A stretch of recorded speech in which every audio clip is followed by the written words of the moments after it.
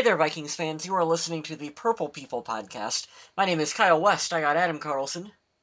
I'm sort of here. He's sort of with us. He's all the time with us. We got Kyle Smith. What's going on, everybody? We're ready to talk Vikings football. As we're recording this, I'm sitting here watching Sunday Night Football. Packers are leading the Seahawks right now by 1 touchdown, so going to be some excitement going on there. But where we really love excitement, it's the Minnesota Vikings. That's where we want our excitement. And this is episode number 170 of the Purple People podcast. This one is titled Easy AP.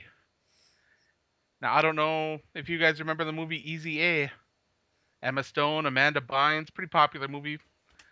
I don't know, it's kind of funny if you don't mind those kind of teen humor movies. So for us adults, I guess I'd recommend giving it a pass.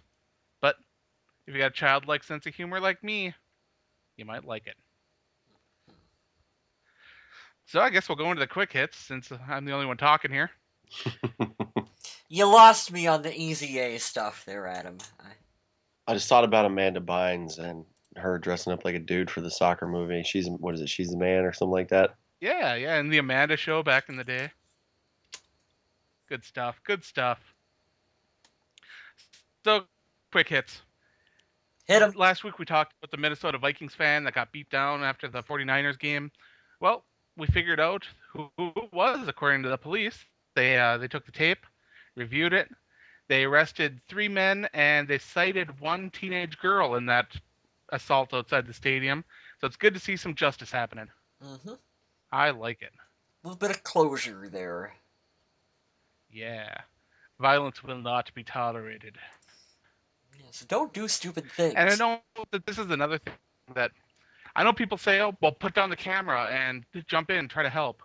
This is one case where actually filming it probably helped jumping in would have. Yeah, in the long haul, probably. I don't know how much to read into that, but that's the case. The irony. Yeah, today's generation, I don't know. Trey Waynes, if you haven't read his piece that he issued, he wrote a long article about relearning to play the cornerback position compared to college versus the NFL. And it's what kind of we all knew and assumed if you paid attention to the cornerback position between the two, and how ticky-tack the rules are in the NFL compared to the college game. Mm-hmm. And Trey Waynes lays it out really well, how hard adjusting to the game is, and how he's trying to get over all that, and how he's looking at Xavier Rhodes as a mentor. It's a really cool article. I shared it up on the Purple People podcast page, so take a look at it if you get a chance. It's really cool. Can I tell everyone my nickname for Trey Waynes? You can, but it's not funny. It's really clever! He's the Invisible Man because he's yet to show up for Minnesota. It's funny. He loves it. I like it. It entertains me. Hey, if it makes you happy, it can't be that bad, right? The Invisible Man, Trey Waynes. Sheryl Crow knows her stuff. I hear you over there, Cheryl. So the Heist beam got put into place in U.S. Bank Stadium, and it got some ink, which is pretty cool. Workers and Minnesota Vikings representatives and even some legislators in the Minnesota area got to sign their name on there, and it was pretty cool. Mark Wilk signed Skol Vikings after his autograph, which I personally think is kind of cool, but it was nice because they also put a nice devotion to the worker who fell off the roof on there. They inscribed it for him, and they even had a moment of silence at the ceremony there that took place. So a really cool thing to have in the new stadium, and it shows how far along the stadium is coming. Looking really It'll be good. ready soon, folks. Soon. I think they're getting seats and stuff put in it too, aren't they? I think, yeah, that's. I hope to sit in one of those seats one day. Mm-hmm. But they said that they're like 75% done. They've got to get everything done on the inside. Now, obviously, that's going to take the rest of this year coming up, but they've made a ton of progress. It's pretty fun to watch. That camera that they have, I hope they do a time lapse from the very beginning until the week before we open up. That would be a really cool thing to watch. I'm sure they will. Of the old stadium going down, the new one coming up. Yeah, that would be pretty. Yeah, I'm sure we'll see it, and we'll definitely post it up on the podcast page when it happens because that's cool stuff. I like it. Mm-hmm. There is some sad news, though. 6th-round draft pick, offensive lineman Tyrus Thompson was waived. He was injured for a long time, and to be honest, I don't think he ever really made a splash for the team during the preseason. It's sad to see a player go, but hopefully this will open up a spot for someone who, I don't know, can help out on the practice It'd be a squad. pretty bad offensive lineman to get cut from this squad. You mean Vladimir Ducasi? Yes, Bears exactly. fans found that one out. Face of the franchise, Vlad. Hey, this is Vlad's team too. All right. It was. It is no longer Vlad's team. No long. Oh God, Russell Wilson just threw an interception, Ah, and then the guy that intercepted had fumbled. But anyway, back to the Vikings. I love how if if listeners had watched this game, they'll know exactly the moment that we were recording this, which is awesome. mm-hmm. You gotta keep us posted. I kind of want to know who wins. So just like break-in. Just like breaking news. Doot. So Adrian Peterson says that he trusts Norv Turner, even after trying to run him out of the shotgun, and him only getting 10 carries for 31 yards against the 49ers. We'll talk about how he did in the game against the Lions in a little bit. But what was more interesting is following that San Francisco 49ers game, This is awesome. Adrian Peterson had a riddle. The Riddler. Yeah. Did you guys hear the riddle, or did... No, I read about this, but I'm pretty anxious to hear what it was. I have, Oh. but I don't have it in front of me, so I couldn't repeat it. He said, there's 30 cows in a pen, 28 chickens. How many didn't? I've heard this before. I'll let Mr. West give it a stab. Do I look like a Batman villain? I don't know the answer to that.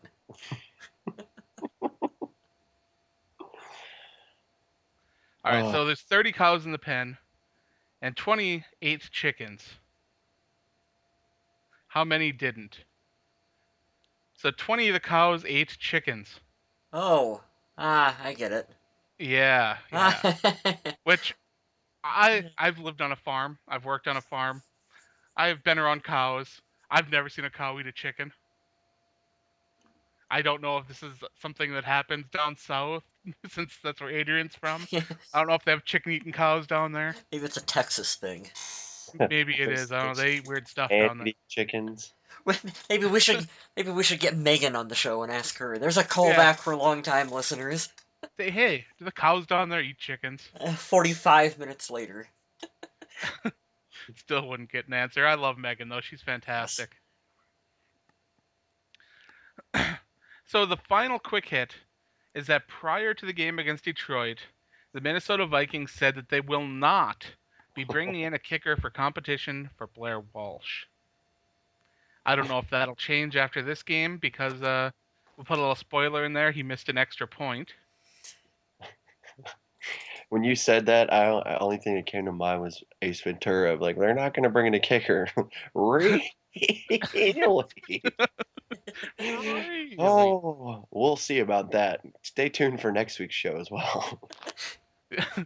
I'm sure we'll be updating this on a week-by-week basis. It's got to happen. But we do have some awesome news. The list for players nominated for the Pro Football Hall of Fame came out. Now, this list will be narrowed down greatly. There's like 100 and some players on it. I think only up to 8 players get in. So right now, these are the former Vikings that are on the list. Brett Favre, Herschel Walker, Chris Hinton, Joey Browner, Darren Sharper, Morton Anderson, Gary Anderson, and Tony Dungy. Wow. Well, we know one of those is going in for sure. And I think it's probably not Darren Dungy, Sharper. right? Tony Dungy is going in. I'm pretty sure Tony Dungy is going to make it in. If I'm looking at this list, I'm saying that there are 3 guys with solid chances. Dungy, Favre, and Browner. Mm-hmm. Those are the 3 to be watching. I'm not sure about the rest. I hate how every year it's Morton Anderson and Gary Anderson on there trying. Kickers never get the kind of love that you want them to, though. I mean, it's not as bad as punters. More kickers get in than punters, but still. Let's be honest, Gary Anderson had that streak of not missing, but I think that ultimate miss that he had in that game against the Falcons can one play stop a player from going into the Hall of Fame? Yes, it can, because Jim Marshall isn't in there because of one Uh-huh. play. Especially when you look at like a special teamer like a kicker. And I mean that's gonna keep, I think, Gary Anderson out. Although I mean it is still cool that he at least gets nominated for it. Why is Darren Sharper nominated? I don't know. Guys, what kind of bizarre reality do we live in that Darren Sharper is nominated for the Who Pro put his Football name Hall of on the list? Fame? I mean, How did he get in this list? come on, man. I don't know who does the nominating. I don't know what qualifications they look for, if it's certain statistics or time played or what. But whoever did really That missed the mark on this one. And do I'm they not going to not talk. know? If players wanted to go Google Darren Sharper and know what he did, they're welcome to do it. But I'm personally, I, he has to have his no. penis monitored. Like, you remember that from the court order? Yes, Like, yes. guys, that's stupid. Come on, guys. Come on. Oh, jeez. All right, so let's go into our game review. Let's give out our game balls and our donkeys because they're a lot of fun. Who wants to go first? Can I start with my game ball? Sure. Absolutely. I want to give some love to Captain Munnerlyn, who I thought had a really solid game for the Vikings, maybe one of the best that he's played for us. He was just all over the field making plays, and I like that. And he looked like he was fighting. What was that? I don't know, but it was awesome. Yes, it looks like he is finally. I remember we heard the reports coming out last year that he wanted to deviate and do his own thing, and it kind of nipped him in the butt a little bit. Well, it looks Right. like now he is out there buying into the system and being where he's supposed to be, and we're finally getting the most out of Captain Munnerlyn. So he He gets, even had some nice plays against Megatron. he did, which is no small feat. He has small feet. But I knew that was going to happen. All right, do you want to go, Mr. Smith? Because I'm guessing that you're going to go with Mr. Adrian Peterson, correct? Negative. He's actually going to get my donkey for fumbling. Oh! spoiler alert. Spoiler alert, there it was. I got to give it out to the D-line, and I hate to give it out not to one specific person, but if you guys didn't watch it today, and here's a earmuffs if you guys have kids in the car or whatever, I'll give you a 10-second head start. But we were up in Matt Stafford's ass literally the entire game, and it made me extremely happy. And it's not to say that our D-line isn't a great force to be reckoned with, because I think they are. But the O-line for Detroit was just something else today, and we capitalized almost on every single drive, on every single down. And he was pissed by the end of the game. It was sad to see how frustrated he was. He couldn't stay upright. He was So, getting knocked down He constantly. looked like he came out of a car wreck. oh yeah, I think before the game ended, and I'm sure it was a little bit more after that, but he had four. What was it? He had one sack, which, if I'm looking at my notes correctly here, that was Everson Griffin. Um, it was 4, 6, and 1 for the hurries and all that good stuff. He was just pressured all day today. The And Vikings landed 8 registered hits it's amazing. on him. I know Zimmer could be very, very pleased with the complete 180 with that today. But that was it. I love watching Stafford just get knocked I'm going to around. do what Mr. Smith couldn't do, though. I'm going to narrow it down to one guy on that defensive line. Is it B-Rob? Is it B-Rob? Linval Joseph. Good There you choice. go. Good choice. Absolute monster in the middle, plugging everything up. Nice tackle for a loss, a big hit. And if I want this to be a note to myself, I'm going to say it right here again because I did it on Twitter.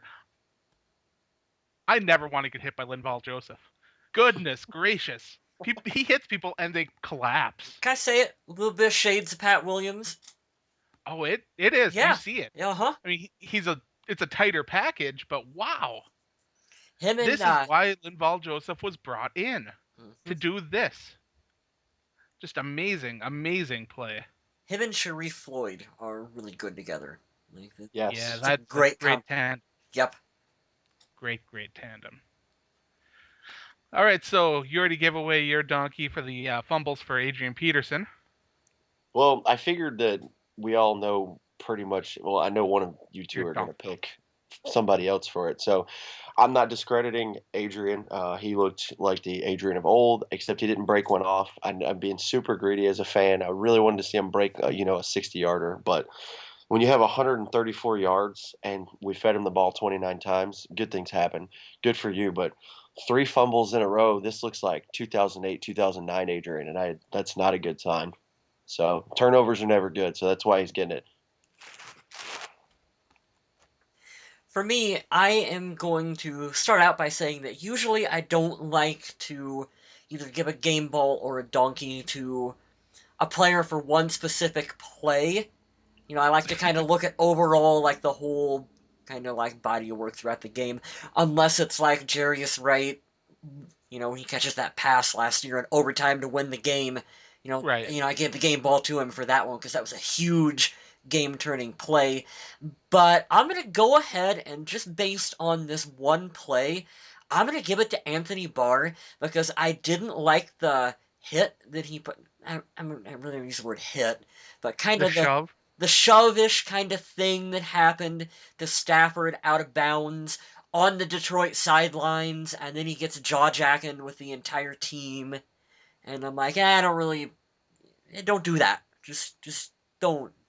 Like, I know what you're trying to do, but pick and choose your spots a little bit better than that, Mr. Anthony Barr. I'm wondering if Especially he saw the in the Lions line. get away with that tackle on Bridgewater out of bounds and thought that he could get away with a little bit of hit there on the sideline. You don't retaliate. Like, that never works. No, Yeah. no. So yeah, that's why he gets my donkey for the week. My donkey goes to these referees. What the heck were they doing? Okay, you can't spot the ball when Teddy Bridgewater's going out of bounds and he reaches the ball out to get past the line, right?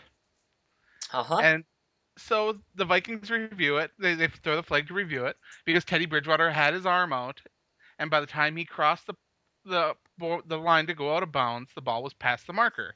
However, we got this explanation where the ball crosses the sideline when the player crosses the sideline. Wait, what? So they have to cross at the same time, or which one first, or what? What are they talking about? And then the Lions are driving down towards the end of the game. This is going to be an obvious situation where there's going to be a measurement. Instead of the referee standing over the ball and waving in the flag unit, they set the ball there and walk away from it. And what do the Lions do? They run up to the line and snap it because they know they're not going to get the first down. I mean, I ain't even mad at the Lions for doing that. That was pretty smart on their part. It was a great play by the Lions. I mean, they Stupid. weren't going to get that first down. That was short. Yes, absolutely stupid, boneheaded. I don't know what happened with the refs there on that one. Also, on the Calvin Johnson touchdown pass, I don't know if I ever seen anyone on the field actually say that was a touchdown. It seemed to go right straight into them. No, there was no call on the field, Yeah, and they went right into the just review. right into the review for it. I'm like, but you have to. At You least, have to make a at call. least So you in can my overturn something. understanding, yeah, there has to be a call on the field before you can review it, right? That's usually the plan. Yes, because then they always go by, okay, the ruling on the field was a touchdown. Is there sufficient evidence to overturn? Yeah. Right. All scoring plays are reviewed anyway. Yeah. But if that hadn't been a scoring play, the Lions would have had to have thrown a challenge flag, which wasn't the case. So we have to assume that they called it a touchdown on the field since it went up to a booth review without a challenge. We're going to be getting one of those letters from the NFL on Tuesday that we always seem to get here in Minnesota. Oh, Say, yeah. oh, by the way, we messed up on Sorry. this, that, and the other thing. Sorry. That's going to be the case. It really is. Do you think Rick Spielman has like a whole wall of those like for I would collect them. I would. in his I would have office? a big old pile of them. Yeah. I'm just gonna jump in and say I wish I would have known before. I hate to go back on it, but I can't believe nobody picked Blair Walsh for their donkey. I couldn't because he made the nice field goals. Yes, he missed the extra point. But plenty of kickers have been missing the extra point right now. Yeah, it's And that's like, I know we're all worked up because it's Blair, but he's been having problems. But there's already more missed extra points within 2 games of this season than there was in the entirety of all last season. So it's not just Blair. Like, this is kind of what their NFL's thought process was on moving the extra point back. right. Make it more difficult. So, like, I don't want Blair's head on a stake just yet. Well, Yeah, I'm we not won't quite put it on ready a to go there steak. We either. won't put it on a steak just yet. But I just want to let everybody know I'm warming up the oven. It's on 350, right? 400 Oh, actually. 400. Oh, Okay. We need to go ahead and move. yeah. I do believe that there will be competition brought in if we don't see more solid play from him. I don't think it'll be this week. It might not even be next week, but it will be eventually. I don't think there will be. Maybe that's my bold statement for the week, but I don't You don't think think there will be because of improved performance, or you don't think there will be because they just won't do it? they just won't do it. Rick Not Spielman, even not even for a tryout. uh, I no, think they'll bring in some kickers and try them out. I don't see them signing anyone. no, I don't think. Unless you're talking about one of those things where, like, they bring a player in, well, like you said, tryout.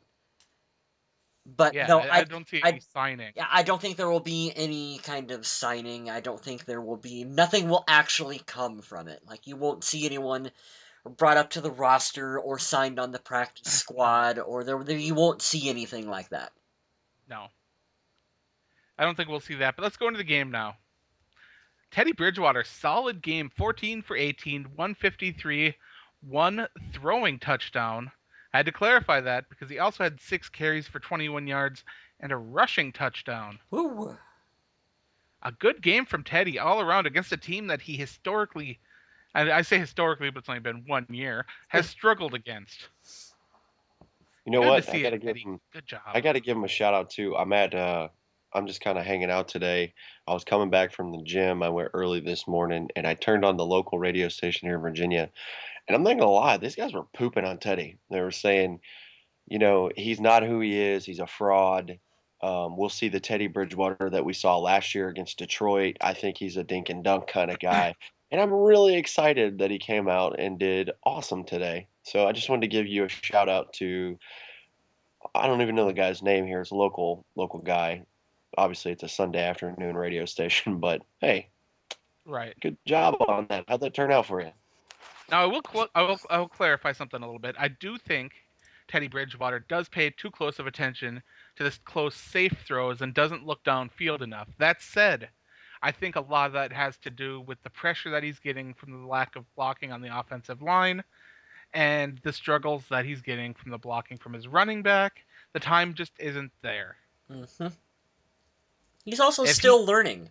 Like, Yeah, remember, Teddy is still in the learning process, and all quarterbacks have bad games. Like, it happens. yeah, so, and this was kind of, the sense that I got from just reading what people were writing on, like, on Twitter and other social media, is that it was a good performance from Teddy, but it was kind of a quiet performance because there was not, like, a lot of really flashy, No. your deep down the field throws, or 153 ain't gonna set the world on fire. no. Meanwhile, Manziel's out there throwing Hail Marys and he's getting all the media attention. That's fine. Imagine, Let him imagine that. have the media attention. Like, that don't really help us. Like, this was a good, and I'm talking about for Teddy here specifically, this was a good bounce back game where I feel like, not that his confidence was ever shooken, because he's a confident quarterback, but it's a good confidence builder for him to come out and have a game like this. Yeah, Teddy only sacked once on the day for 2 yards, Hmm. and it was he himself that kind of put himself in that position. But when he was scrambling up to try to get a little better position, so the offensive line did a good job of keeping Teddy clean. Matt Khalil, other than one holding penalty, that I'll be honest, if he hadn't have held him, that could have easily been a strip fumble because he was coming up from behind and he just swatted the ball right out of Teddy's hands.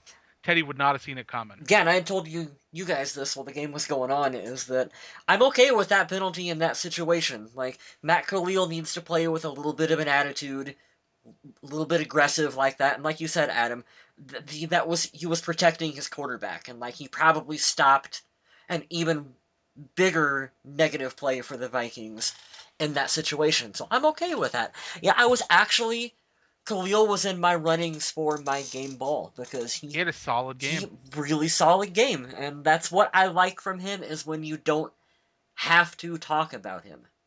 But the unsung hero of this offensive line so far is Mike Harris. Yeah, This guy, I don't know why he wasn't moved inside to guard earlier because he is a force in there. Mhm. I am loving what I'm seeing from him. Running the ball, Adrian Peterson, 29 carries for 134 yards. He had a touchdown, but they took it away from him. He also had a fumble into the end zone, but they took that away too. Yes. It all works itself out in the end. It does, but it's always nice when Zach Line gets his touchdowns. He's on my fantasy squad. Yep, Zach Line, fantasy sign him up points. right now. Yep.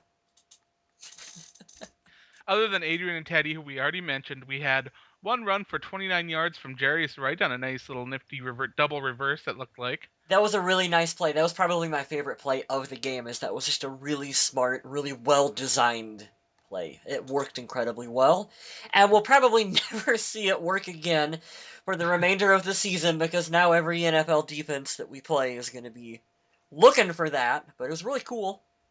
Normally, I hate trickery. I like smashing the ball down people's faces. But I liked that play. It was fun. And that worked because everyone bit on Adrian, and like you weren't expecting Well, Adrian. yeah, when you got a guy pounding the ball that much. Yeah. Otherwise, we had Matt Asiata, 2 carries for 8 yards. Jarek McKinnon, 3 carries for 6 yards. And we mentioned Zach Lyons, 1 carry for 1 yard and 1 touchdown. Robbery. Fantasy points. 1-1-1. Receivers. The high receiver on the evening was Adrian Peterson. 2 catches for 58 yards. One on a nifty little flip out from Mr. Teddy Bridgewater that went for 49 yards. Can we break that play down for a minute, Adam? You can. I can. It was an amazing play that Adrian Peterson completely messed up, where he didn't block the guy correctly, that allowed pressure to get to Teddy Bridgewater. So Adrian directly allowed the almost sack from Teddy Bridgewater that resulted in Teddy just kind of flipping the ball up to Adrian Peterson so he could run for that play. Can I segue off of your story? Sure, go right ahead. Do you remember? There it is. Do you remember when Teddy said he would like to be like Brett Favre not too long ago? I do. Oh, yes. That's it. I stood up and I shouted, "Teddy Favre water today." Favre water. You I guys kind of like. remember? That was a far flip there. It sure was. I think it was one of the NFC Championship games where he stumbled through the snow and just kind of tossed it. That was the most Brett Favre thing besides forcing something into triple coverage that I've ever seen. So, that was an awesome improvisation. For the host here at the podcast, the Sunday Night Football game is over. Green Bay Packers win 27-17. I can't rely on Seattle to do anything. But let's keep going to the Minnesota Vikings receivers. Mike Wallace, 3 catches for 38 yards. Kyle Rudolph, 5 catches for 30 yards and a touchdown. Jarius Wright, 1 catch for 17. Charles Johnson, 3 catches for 10 yards. Pretty solid stuff. Anyone else a little surprised that Charles Johnson has been kind of quiet? No. You're not? Because I'm a little bit surprised, but in a good way, especially after today, because Teddy got the ball around everywhere, and he did it smart, which is what we always want. So, yeah. I mean, I would have pegged him to have a better year than Mike Wallace, even though that's not what we paid Mike Wallace for. But I'm not going to say that it's a bad thing. No, we knew that Kyle Rudolph coming back would take a big chunk out of all those targets. And you know what? There is so much football left in this season. It is really unfair to make a statement about any of these guys on how they're going to fit into the offense. So it's true. Fumble recoveries. Anderson Dejo and Shamar Stephen each had one. That's good stuff there. Harrison Smith batting out that ball for Shamar Stephen to land on was pretty cool. You gotta love Harrison Smith. He was all over the field today too. He was looking like typical Dirty Harry. It was fantastic today. Sure was. Probably should have been a game ball as well, too. Should have went to Harrison Smith. He almost had that interception, but that ended up getting called back. Pretty nearly. Mm-hmm. Defensive side of the ball, Captain Munnerlin led the team in tackles with 7. We had Brian Robinson with 6, 1 tackle for a loss, and 2 passes defended for B-Rob. Brian Robinson may not have got to the quarterback for a sack, but he got a hit. Good stuff. He must listen to the show, Adam. And he was like, I have to do good for that Adam Carlson. Anderson Dejo, Harrison Smith, Eric Kendricks, each with 5 tackles. Passes defended, we actually had quite a few this game. I mentioned the 2 from Brian Robinson, 1 from Xavier Rhodes, 1 from Gerald Hodges, 1 from Everson Griffin, 1 from Terrence Newman, 1 from Justin Tratto, and 1 from Mr. Tom Johnson. Johnson. Good stuff. 8 pass defenses. That's how you know that even though the Vikings weren't bringing Stafford down, they were getting the pressure, they were getting the hits, they were in his head. Now, speaking of in their head, let's talk about Golden Tate. I like Golden Tate. He has a lot to offer the Detroit Lions, but every play he's turning around looking for a flag, just whining and complaining. I mean, I understand that you think, okay, I got held a little bit. It's the NFL, though. You're going to get away with a hold here and there. But come on, you're not Calvin Johnson. You're not Tom Brady. You're not Aaron Rodgers. You're not going to turn around and say, hey, flag, and they're not going to throw it. You know who that reminds me of a little bit? Jerome Simpson. I hated when Jerome Simpson did that. Oh, yeah. Yeah, it was annoying, really annoying. That was the good thing about Jerome, though. Half the time he wasn't even catching the ball, but he was drawing penalties. I bet he just got used to it. Probably. Just looking around for flags. Blair Walsh, 2 for 2 on field goals. Extra points, 2 for 3. Jeff Locke, solid day, 3 punts, 134 yards, 2 inside the 20, long of 53. Nice game from Locke. The best part about that statistic is that he only had to punt 3 times. That's positive. That's very big positive. That is very, very true. We are getting the job done otherwise and not needing him.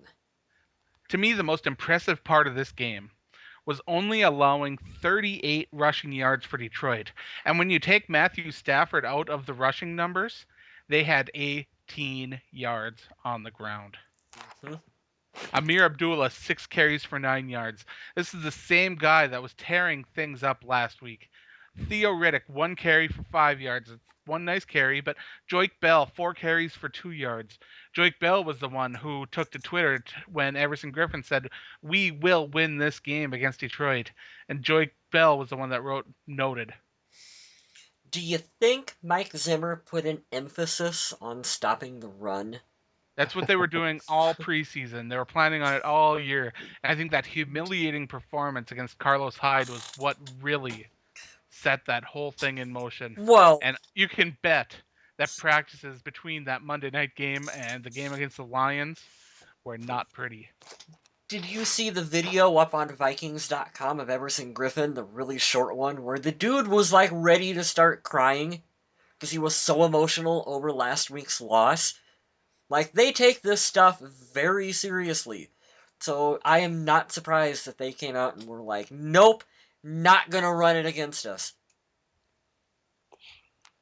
No, that was the thing that scared me the most today. It wasn't Matt Stafford. It wasn't Megatron. It wasn't Golden Tate.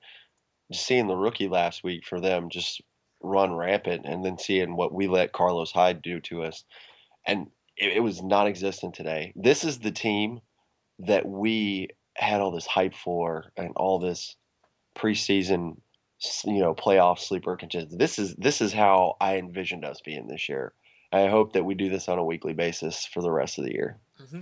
The Vikings shut down the run so hard that the Lions threw the ball 53 times. Mm-hmm. And I would like to touch upon for a minute about Calvin Johnson. He had 10 receptions for 83 yards and a touchdown, which on paper you look at that, long for 18 yards. On paper you look at that and you go, he had a pretty good day. But I think what the Vikings did so well is that he never really had a big explosive play where he just broke coverage or was juking people out.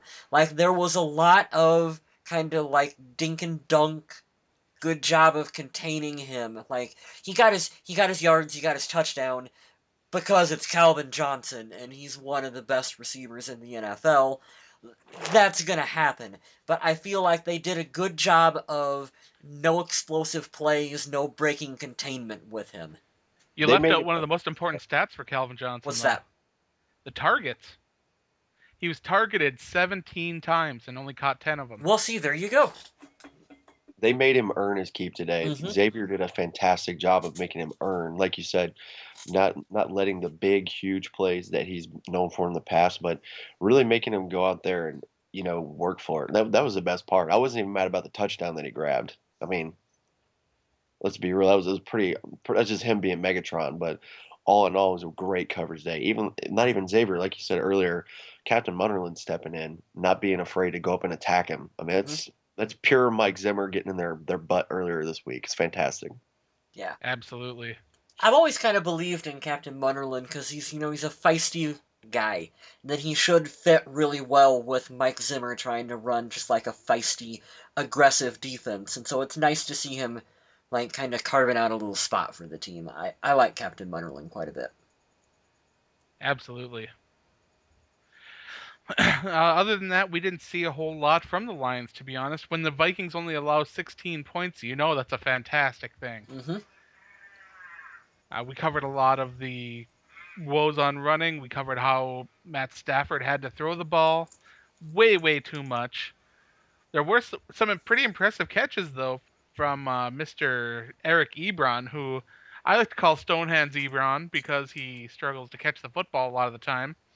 10 targets, 5 catches. For me, I'm calling that a success for him. Do it, Ebron. Do it. Next week, the Vikings will travel back to the University of Minnesota's stadium to take on the San Diego Chargers. San Diego.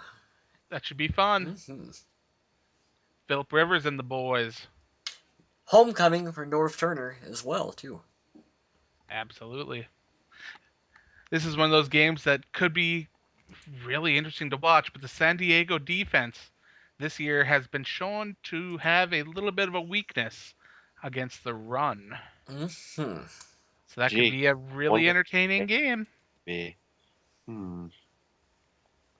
I like it. I wonder if they'll tailor the game plan around a certain number 28.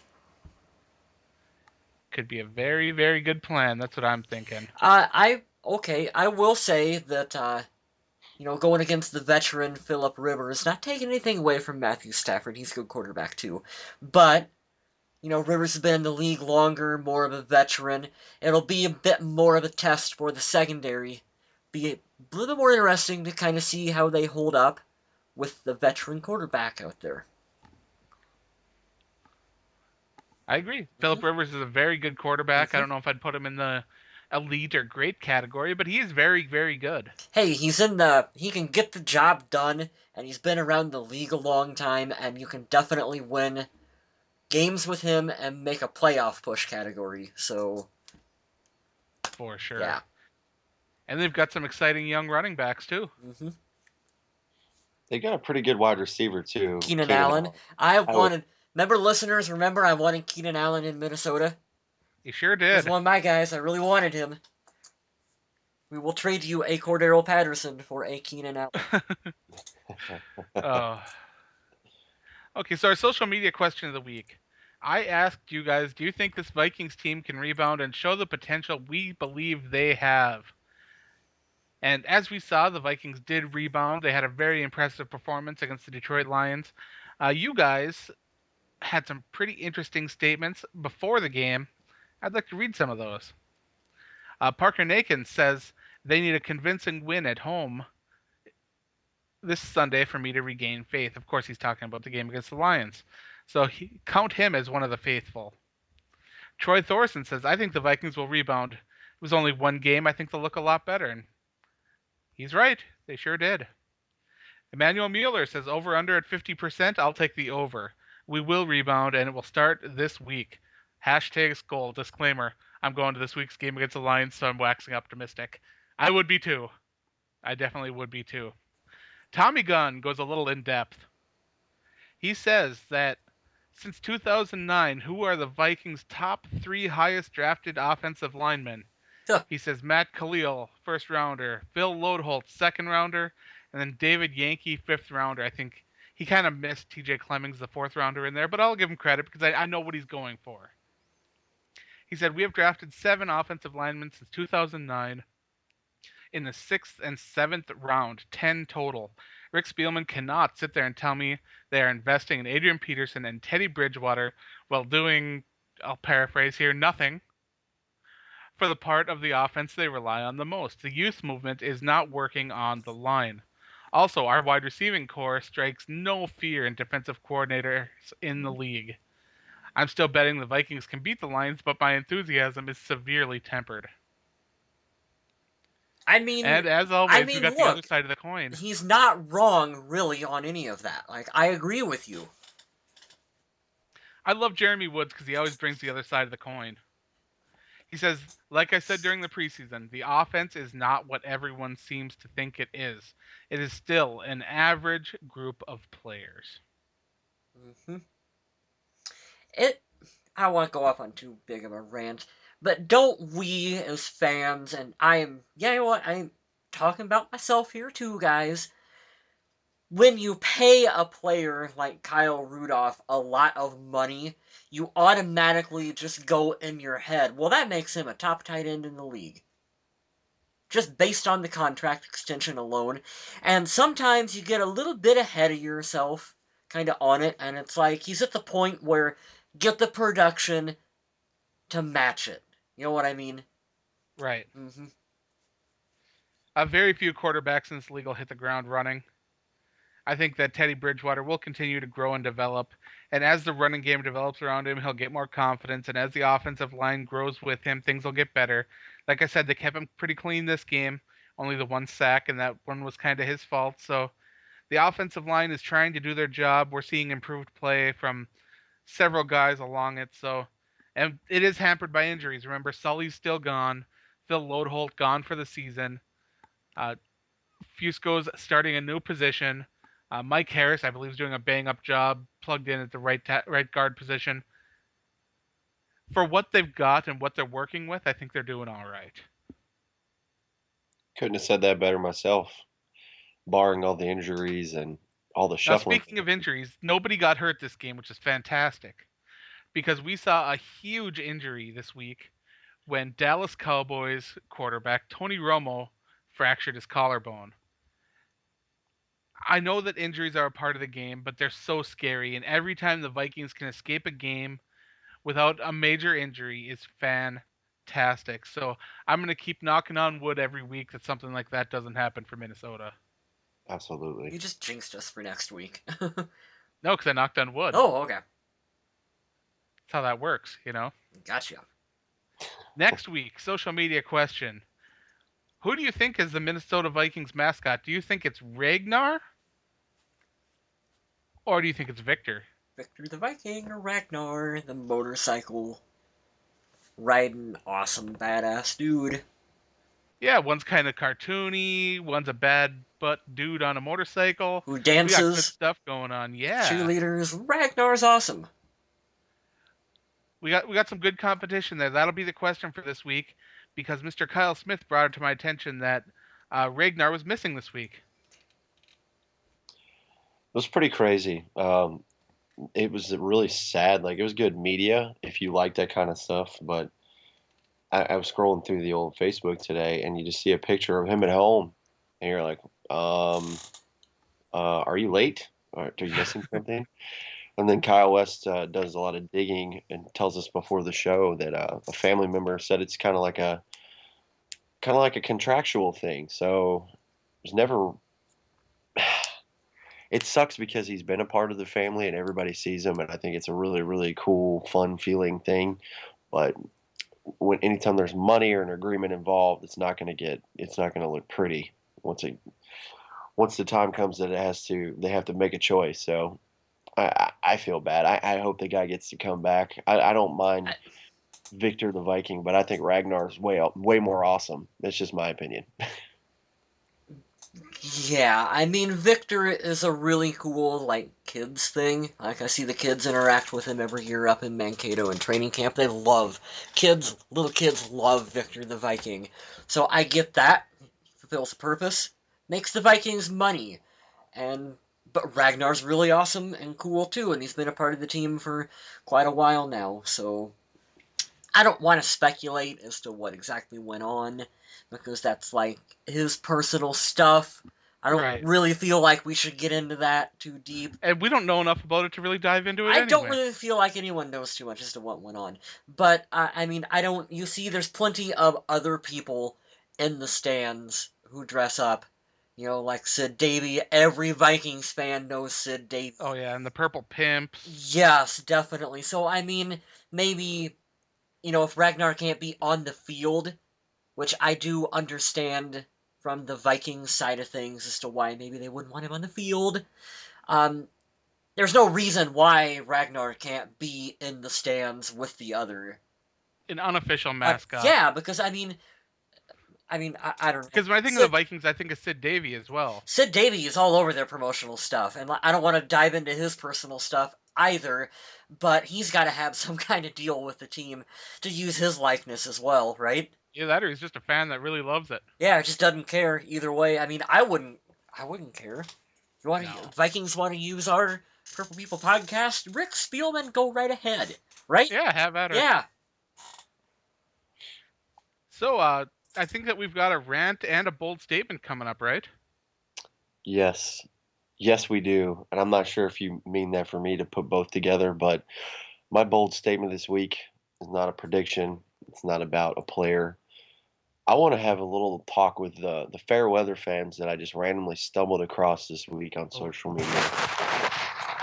So, if many of you follow Vikings stuff on Facebook, obviously you do because you listen to the show. The Vikings have been putting out a lot of promo this week in the form of, I think it's like game books. It's the first home game. I think Teddy Bridgewater was on there. And I see a lot of people saying, oh, well, he's not a good quarterback, so you should probably stop doing this promo stuff and tell him to learn how to play. Then Bose is a sponsor. Bose asked Charles Johnson to share his playlist for the game Sunday to get him ready. And people are like, oh, man, here we are focusing on songs. He needs to learn how to be a better wide receiver. And the thing that really set me to do this statement this week was an unnamed person says, if you don't win Sunday, I'm really going to question my loyalty. And if you don't pull out a W, I'm going to have to stop supporting you. And I'm just thinking, the Vikings don't care if you support them. You're one person. I don't think an entire fan base across a whole entire nation is going to abandon them. We've yet to win a Super Bowl, yet we still have some of the best, most awesome fans in the world. So these fair weather fans, if you don't want to be with us, go buy a Green Bay jersey, go buy a New England, go buy a Seattle jersey, and hop on the bandwagon. There's always available seats. We love this team, and the fact that you get on the site there and say that stuff is it's super irritating. We followed this team through thick and thin. More often than not, we have a lot of fun times, but for every good time, there's a bad memory, a heartbreaking loss.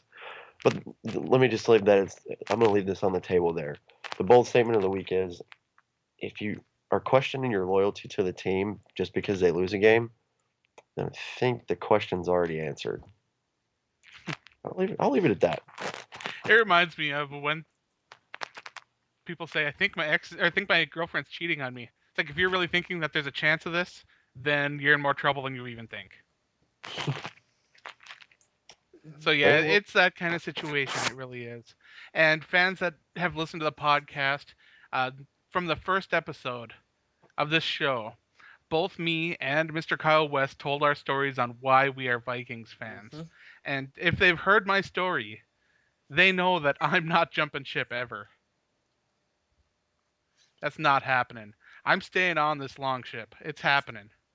I respond to those people with one simple statement. Here's the door. Like, Exactly. here's the door. Like, if you don't want, Nobody's forcing them to yeah, be fans. you don't want to be fans of this team for X, Y, Z reasons. Boy, they had a bad game against the 49ers, and I'm really questioning why I'm a fan. Okay, fine. Go cheer for the Seattle Seahawks. The Vikings didn't draft Johnny Manziel, so now I'm gonna like the Browns. Okay, go be a Browns Have fan. at her. Go. And you know what the best part about it is, Adam, you said, I've always been here. I'm not jumping ship. I jumped ship from essentially the enemy. Now, granted, I was a player lover more than a team growing up, but they got these people that are questioning loyalty to a team. I came from our division freaking rival with the best quarterback in football because I want to see this team win. I want to see this team carry the trophy because they've never done it before, and it just makes you want it that much more. And people are mad because of week one that we had a bad game. Yep, we had a bad game last year with Christian Ponder against Green Bay. We had a bad game the year before that with Josh Freeman. I mean, the list goes on. We're going to have bad games. Yeah. Every team has a bad game, unless you're the Patriots that year, but they still had a bad game too. So everybody's going to have a bad game. Don't jump ship at the first sign of craziness. The good teams, the good fans, that's when you get tested, is when something really bad happens and how you respond. And we went out there today and we absolutely destroyed, I might add, a division game. Very crucial. Good way to start early in the Mhm. season. So And the I'm Lions off, are not a I'm off my joke. soapbox. The Lions are a tough team. Playoff team. Absolutely. Mr. West, are you still ranting tonight? I don't think so because I don't remember what I was gonna rant about. Well, that's good. So, so it couldn't have been important. But you did want to plug something. I am going to plug some stuff right now. Uh, hey, you should check out my website over at, and I got a new domain name, so now it's real easy for you guys to check it out. KyleWestPhotography.com, and hey, I'm going to be doing some specials when the Vikings win. I am going to be giving you guys discounts on stuff, on Yeah. Viking stuff, and right now, I am running a limited time promotion. There's only 10 of these available, and it's a timed promotion as well, too. So it's going to be over in 4 days, 17 hours, 45 minutes. From the recording of the podcast. Yeah, from the recording of this podcast. But you can get yourself a really cool canvas print of the big Norseman Vikings logo. And you Yeah. save about $10 on it for what the regular price would be. And Adam will have the link up in the description of the video. It's a really long link that I couldn't possibly spell You know what out. else Absolutely. I'll is be great posting about it that? along with the podcast. Mm-hmm. People that are listening on iTunes and Stitcher and Podomatic, head on over to our Facebook page, or you could even head into, or you just go to Kyle West Photography yourself and check it out. I'm going to be starting tomorrow. I'm going to be doing my own Facebook group for it as well too. I don't have that up yet, but like I said, for right now, just check out my website. It's KyleWestPhotography.com. I am a poor person, so please support my stuff. And if you don't want football images, there are other great images in there. There's like some really nice pictures of fall things. There's moon pictures. There's some. There's a really neat picture of snow melting around Christmas lights. That's really cool, worth checking out. Yeah, well, thank you, Adam. Yeah, lots of stuff out there, lots of options for them too. You can get all kinds of Yeah. stuff. You can get. Well, I just wanted to give you plugs on plugs. I just went to our Twitter handle, which, if this is your first time ever listening, it's at Purple People Pod. You can check out my debauchery. I'm trying to call a game via the internet today, earlier there. But I just put Kyle's link on Twitter. So all you got to do is click on the podcast on Twitter and then click on the latest update now. It'll be around, midnight on Monday. You can find that. Just scroll down. But that's our Purple People Podcast Twitter page. And yeah, we even support them through the Twitter page too. I'm hoping that you get some sales on there, man. You got some good stuff over there for I hope everybody. so too. Absolutely. insider tip, you guys really want to know really how this works, I make $5 off from the price of this. So it's not like I am like trying to jab people with a really expensive thing here, but it's But just the artwork isn't severely overpriced either. no, it's not. So For that nice Vikings head print, that's $40 for a nice picture Mhm. that goes on your wall. It'd go nice in almost any man cave.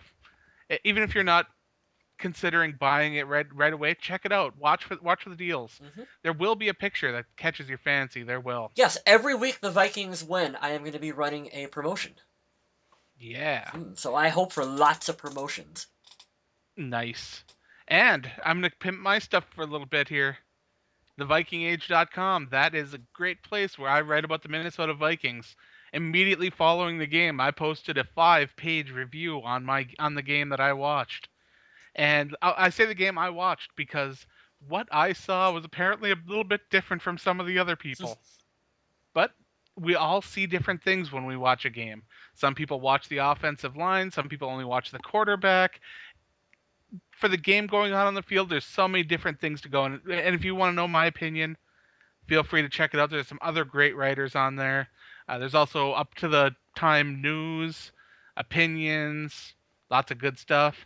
I do the same thing for The Walking Dead over on Undead Walking, so check that out.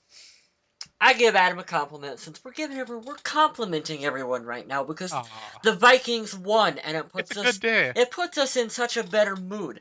What I like about Adam's articles is that he always does a good job of backing his stuff up with some sort of like factual basis behind his opinions on guys. And while it's still Adam's opinion, like it's formulated always based on something. Like he's not one of these guys who just I'm gonna stab in the dark This and guy sucks. this guy sucks because he whatever my stupid opinion is on him. And I don't like articles like that. And Adam does a good job of always having reasons for his like why he likes someone or why he doesn't like someone. So Well, thank you, yep. thank you. We still have the Survivor football promotion going on. 3 strikes and you're out. Some people already have 2 strikes, so Yeah. Oh. be really careful, guys.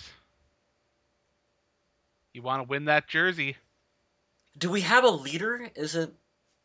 No, well, there's still a big tie because there are a lot of people that Yeah. are currently 2-0, but as they have to pick more difficult teams and more difficult games, we'll see that quickly fall off. I So am. I'm really excited to follow this from week to week. Actually, it's it's going to super be a lot cool. of I fun. like it. Last week was easier, but I could give you the update on everybody because it was following the Monday night game. Mhm. There's still the one game, and some people have picked based on that, so it's a little more difficult. But I'm looking forward to this ending up and us giving someone a nice Minnesota Vikings jersey. You want to know what else? Who are they gonna pick? That's a great question. What I don't know. jersey is the winner gonna pick? Vlad Dukas? You could, if you really, really wanted to, you could. You could. But I'd recommend an active player for the Vikings. A good. Possibly a popular one would be great. One that's easy for me to find. I, th- I think I'm just gonna guess. I'm gonna imagine either Adrian or Teddy. I think whoever wins, I have a feeling that whoever wins is going to pick Harrison Smith. Oh, I have that feeling. I've had it since we started this promotion, and I really do believe it. There's a spoiler right there. Mm. maybe. Mr. Smith, do you have anything you want to plug, talk about before we hop off?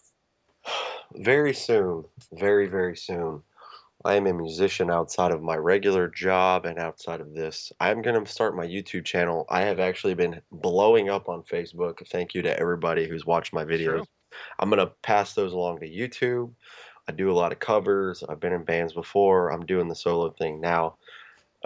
It's not going to be this voice that you're hearing here. It's much, much different. But stay tuned. More to follow. I need to be a little more proactive to have something to plug. So in a couple of weeks, I'll have a channel up for you guys, and you can check it out and give me your thoughts then. But that's all I got. Absolutely. I've listened to your YouTube, Facebook videos that you put up, and they're really cool stuff there too, man. Good I stuff. like it. Good variety of everything. Just to give that disclaimer out there as well. It's not one genre. It's a lot. Yeah, it's not like all Spice Girls songs. It's only some Spice Girls songs.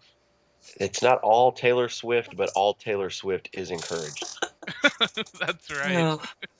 Did you guys see the video? Boy, on Vikings.com, where there are 96 questions or something with Brian Robinson, where they had him go around and ask people, like players in the locker room, what their guilty pleasure song was. Oh my goodness, no, why have I never seen this? Oh my, Adam, I will link 96 you to this.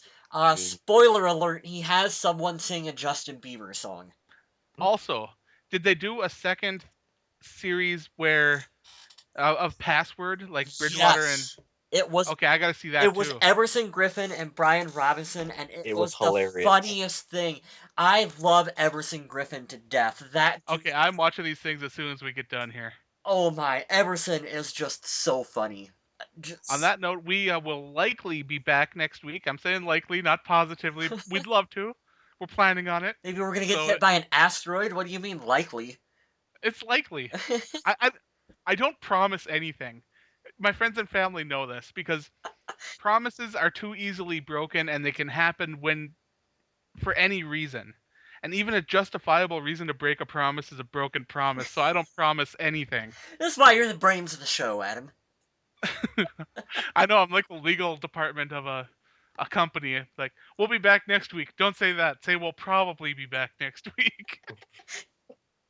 But we'll try our best to probably be next here. week and talk some Vikings football following the game against the Chargers. So we would like to thank you for listening. Head on over, check us out on Facebook and Twitter, and stay classy, Minnesota.